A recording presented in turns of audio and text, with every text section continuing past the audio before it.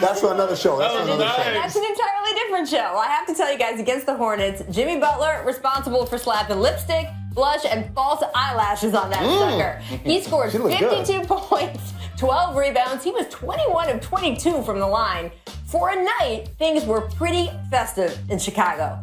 But you didn't have to look that far to see the problems lurking underneath. Rajon Rondo rode the bench the entire game.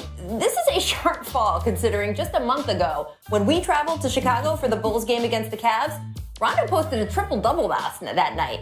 Back then, he, Dwayne Wade, Butler, and even Gar Forman, they were all singing each other's praises. All good just a week ago. But in the time since, Rondo has been suspended for a game for throwing a towel at an assistant coach. The Robert Horry? He was benched midway through a game against Indiana. Will y'all let me get through this? After he finished the first half scoreless, and he was a -20 that night. He was benched entirely against Milwaukee. That's a game Chicago still lost. And then benched again last night. And this is not just a Rondo issue. It has become clear the Bulls are at a deeper crossroads as an organization. Remember at the end of last season, the Bulls missed the playoffs. They shipped Derrick Rose to New York, and they had serious discussions about trading Butler away. They were contemplating a full rebuild. Instead, facing some fan pressure, they decided to keep Butler and sign Rondo. Now, Rondo says at the time, he was told the team would play a certain way and that he would have some autonomy out on the floor, but so much has changed since then. I mean, Wade, first of all, fell into the Bulls' laps, and while he has been very strong for them, there have seemed to be some clashes lately between the playing style the coaching staff wants and the personnel that the Bulls have to execute that style. Chicago 4-8 in its last 12 games, slipping into a tie for 7th in the Eastern Conference, and our Mark Stein reported that while Fred Hoiberg isn't yet on the hot seat, the front office has started to evaluate whether he's really a good fit as head coach. Now, there's some feeling that benching Rondo is a way for Hoiberg to assert his authority, test out the young guys he believes in, and hey, that is certainly his right to do. And Hoiberg says Rondo has handled his benching admirably. But Rondo has also made it clear, if he doesn't return to the court soon, he wants a trade or a buyout. And oh, by the way, with all this going on, the Bulls are advertising Rajon Rondo bobblehead night next week. But look, the Bulls are going to have to make some decisions here fast and hope in the meantime Butler can keep bailing them out as their younger players develop. So guys, what do they do next? What do you see as the next move for the Bulls? Is that good, huh? Yeah, I mean, I just didn't think... they've gotten themselves into quite a situation here. I just didn't think Hoiberg was the coach from the jump for those guys. So you think the problem starts there? I think they need a more established coach, more respected coach, Larry Brown caliber. Not saying him, but that type of coach where they can respect, that's been proven in this league. I don't think Hoiberg is the guy. Rondo's still a great point guard. I like the way he's handling it, but everybody knows it's going to get to a point where he gets to lashing out, and it's going to become a problem. So we'll see what happens. Jack, I'll tell you, you could have Phil Jackson, Larry Brown, Lenny Wilkins, Red Holzman, and Red Auerbach all on the same staff. They're not helping this. This is not a good team. It's not a well put together roster. Rachel, we talked about this earlier, whereas there are some things that happen, a deal get made, and then later on down the line, it's like, oh, that wasn't so good. And hey, sometimes things don't work out. You can't know everything ahead of time. You can't know everything ahead of time, but there's some deals that happen on the day of, and you're like, that wasn't good. Right. Signing Rondo, signing Wade, and to this team, that's not good. I'm not saying they're not good players, but you just put together a bunch of non-shooters in today's NBA and said, all right, now go win some games. Right. That's not going to happen. Well, Wade is actually shooting better than he has previously. We won't have that discussion, too, because his three-point percentage, when you were doing your victory lap, was here, and now it's been going like... Okay, but it's still better than it was last season. I mean, he is doing what Dwayne Wade is doing for them. He's been better for what them. They need him to do. He is shooting better than he has, and obviously taking the tutelage of Hoiberg and the shooting coach, as he says. And frankly, Dwayne Wade is an important piece to Jimmy Butler's development. Sure. Being leader, being a buffer between the coaching staff and the locker room. That's all true. But I don't know what they were thinking they were going to do with Rajon Rondo, considering he's in some ways given them what they expected from him too. Especially as he says, I'm going to take him at his word when he says, they told me I would have autonomy. Players never come up with quotes like that and make them up. Right. They tell you that was true. So the Bulls sat there and sold this dude a dream about him doing what he wanted on the court.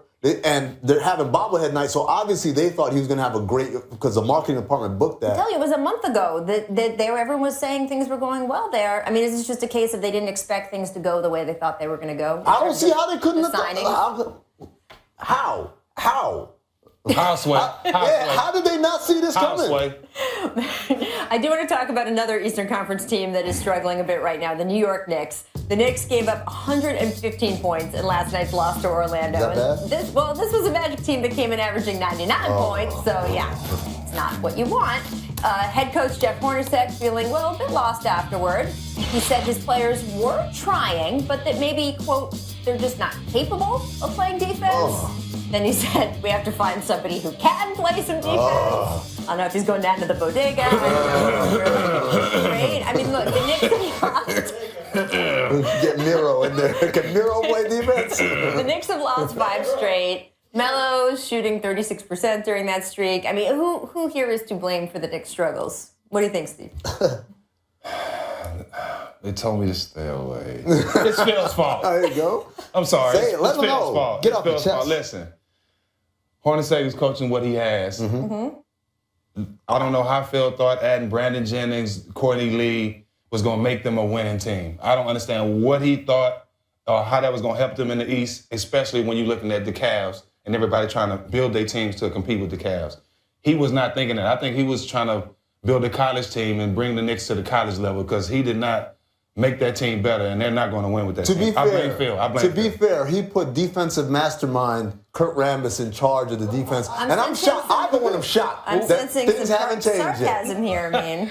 Yeah, I'm with Zach. It's Phil Jackson's fault. I can't blame Jeff Hornacek for not being able to make chicken salad out of whatever they put together.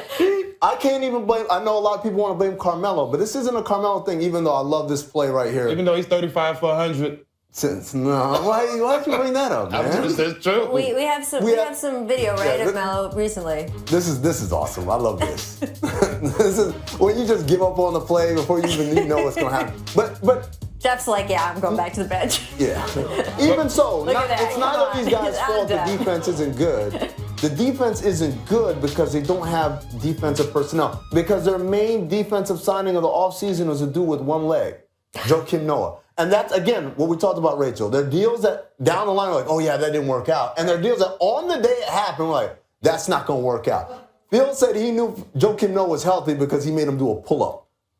You kidding me, man? You can't challenge their effort, though. Effort has to be there every night. And sure. Right. That is something the coaching staff can maybe take a deeper hand But in. they can try as hard as they want. You're They're talking not about the bottom half of the Eastern Conference here. That's 4 through 8 spots. They are going to be up for grabs for the next few months. So if anybody can get their act together, whether it's the Bulls or the Knicks, they could make a push and turn things around. Or Indiana or Washington. We will just have to see if they do. Let's go west for a minute and talk Warriors. This Draymond Green impressive rebound and putback with 28 seconds left.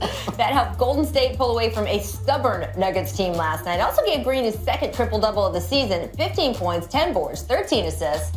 Not bad. Not a hard thing to do, apparently, though, according to Draymond himself.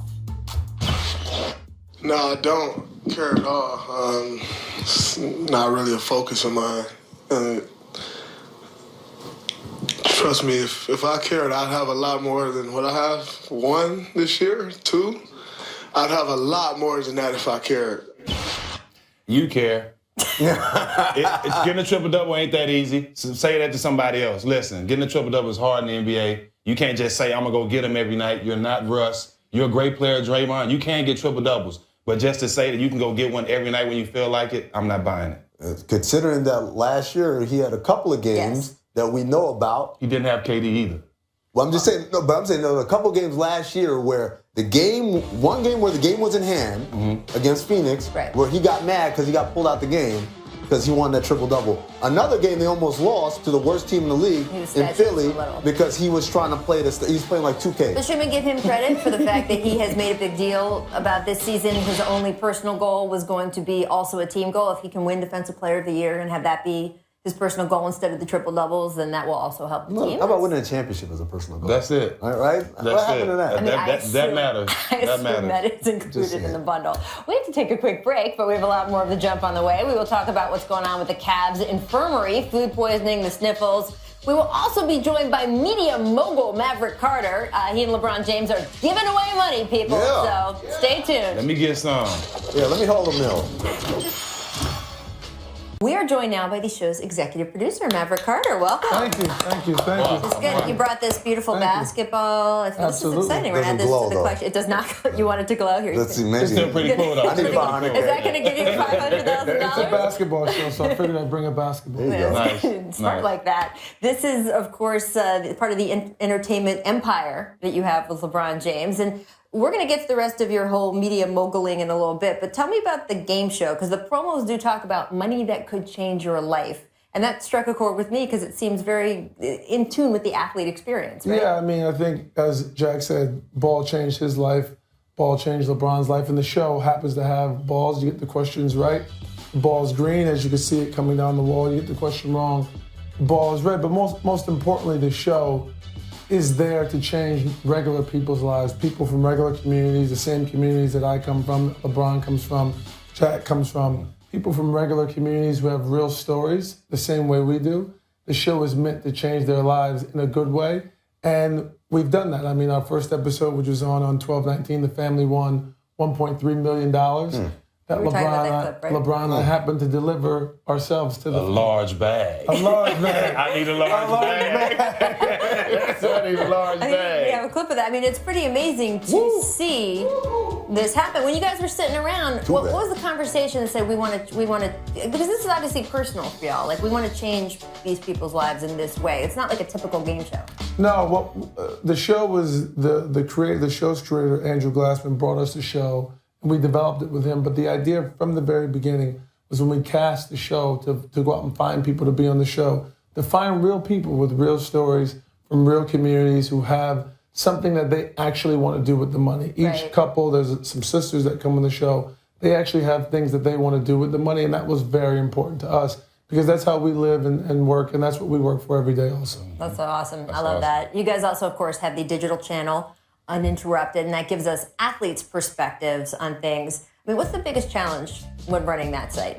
The biggest challenge is finding the right stories to tell with the athletes and finding athletes who want to tell their story their way.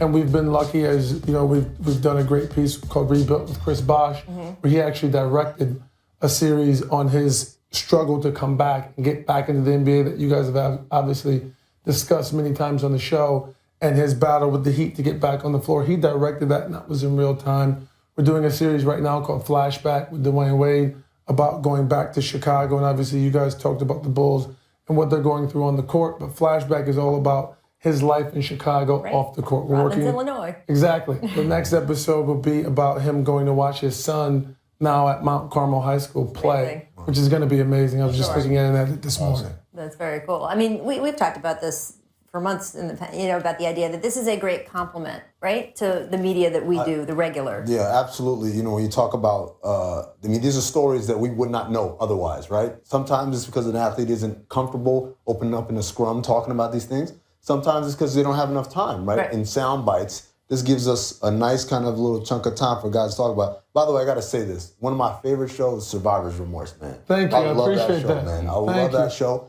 I won't lie. When I first heard you guys were doing a show about that, I was like, it's going to be corny. They're going to whitewash a lot of stuff. I'm being real.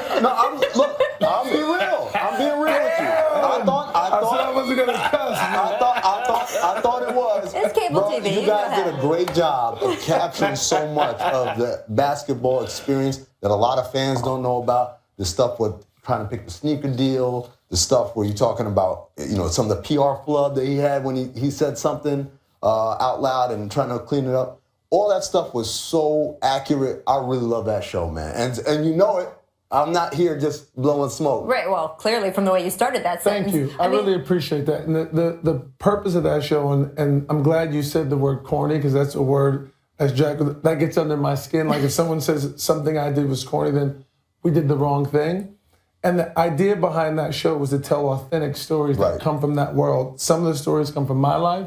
Some of the stories come from LeBron's life. Stories Jack can relate to, other athletes can relate to. And we wanted to tell real stories that real people could relate to. And it's really a family show. Yeah. Basketball happens to be the backdrop. But as Jack knows, when you play basketball, family is really what it's about. Basketball just happens to be the engine and the fuel that allows the family to live and do all the things that they do. And that's everything we do at Spring Hill. We want it authentic. We want people like yourself to watch it and go, Jack to watch him, Rachel go, that's real. That's something Real. I can really relate to.